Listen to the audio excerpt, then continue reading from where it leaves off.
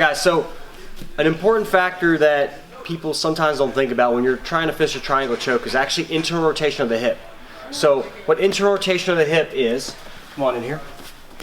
So if I put Kevin here in a triangle, now if I'm trying to finish, what I need is internal rotation, meaning this hip needs to go this direction. You see how that kind of tightens up? So if I don't have the mobility in my hip to do this, I can't get the choke as tight as I need to. So internal rotation of the hip is just as important as external rotation. We'll kind of go through those in a minute. But when I'm doing a triangle choke, here, to, besides getting my angle and everything, I want to close down that space, and I need to internally rotate the hip, okay?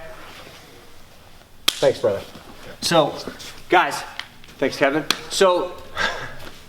So guys, that's just as important. So when we're looking at internal, external rotation, so external rotation is when our hip rotates this way, so our foot's almost going inward this way, okay? Think about what the hip is doing, it's external rotating. Internal rotation is this direction, okay? A lot of us, when we play Jiu-Jitsu, we actually have really good external rotation.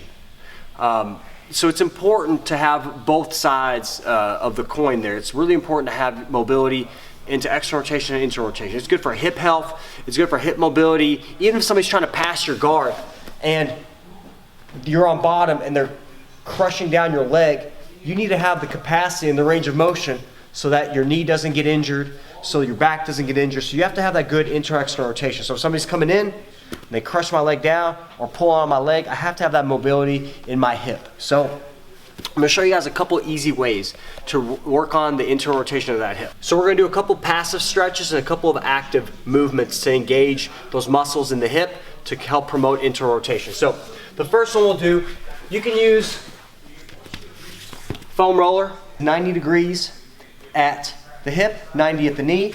I'm going to take this foam roller, I'm going to put it kind of right between my thighs, closer to the knees, but right between my thighs. It's keeping my hips in a good position. So from here, what I'm going to do, I'm going to keep good control, okay?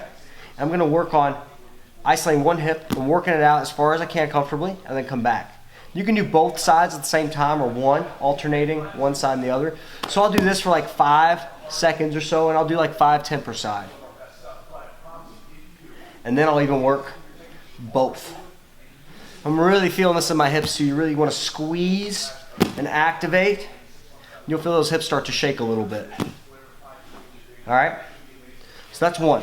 So the other one we're going to do, our favorite, one of our favorites, is a kind of an S-mount or a 90-90. This leg is an external rotation. This one's internal rotation, okay? So we get here. Now what I want to do with this one is I want to try to maybe rotate my body a little bit towards this knee, okay? I can start just doing this movement first, rotating, holding 5 to 10 seconds. And then I can actually rotate a little bit and try to bring my chest down.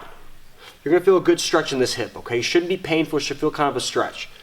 Again, hold 5 to 10 seconds. Now the other thing you can do, you can actually lock yourself into this position and actually work on actively trying to lift this ankle off the floor. So we can get in here, kind of, you can place your hands down on the mat if you need to, and just try to lift and then come back. It's pretty tough to do. You'll feel sometimes like a little cramping in this leg. So again, here, lift, and down. Nice pauses here. It's okay to bring your chest a little closer to this opposite leg just to create a little clearance if you're kind of tight in that leg, okay? That's the other one. And then the other one I kind of like to do is I like to actually plant my feet on the wall. This is a great just hip drill in general. But again, I put my feet up on the wall. I'll bring it a little bit wider than hip width, just create a little clearance for my knees. And I'll work on this one. I'll work on just collapsing the knee in. Make sure that this is not putting any stress on your knee. You can alternate. And so I like to keep everything in line, all the movements coming from my hip.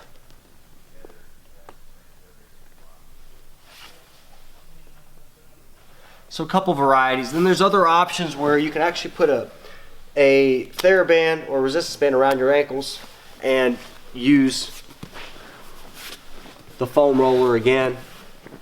You can work a little bit this way as well with a little resistance band. So that's another option. But try a couple of those. Again, it's necessary to have that range of motion, that capacity. It's healthy for your hips to have that. It's also gonna help protect your knees in case your leg ever gets pushed inward. You're gonna have the range of motion in your hip to not stress the knee. So that's really important as well. So it's gonna help you with having a nice tight triangle. It's gonna help you with just hip health and help with injury prevention. So it's kind of a good one to work. Not a lot of people work that internal rotation, so it's important to try it because it's good, for mobility, it's good for hip health, and it's also good for your jiu-jitsu. So guys, that's it for that one. If you have any questions, shoot me a comment down below. I appreciate you checking out the video, and we'll see you next time.